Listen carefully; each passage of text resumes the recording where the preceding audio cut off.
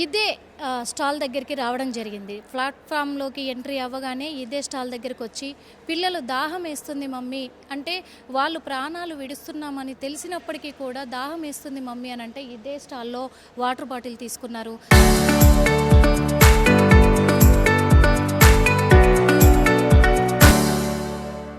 తీసుకొని ఇలాగే ఇదే రోడ్డు నుంచి కూడా ఇదే ప్లాట్‌ఫామ్ పైన కూడా ఇలాగే ఇగో ఈ సీసీ కెమెరా మనకు కనిపిస్తుందా?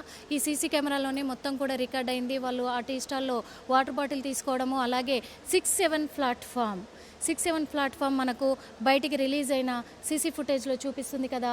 ఈ ప్లాట్‌ఫామ్ గుండానే ఇక్కడి నుంచే వాటర్ బాటిల్ పట్టుకొని పిల్లలిద్దరిని తీసుకొని కూడా ఇదే ప్లాట్‌ఫామ్ నుంచి ఈ వేలోనే తను నడుస్తూ ఇలా వెళ్ళిపోవడం కూడా జరిగింది. క్లియర్‌గా మనకు కనిపిస్తూ ఉంది.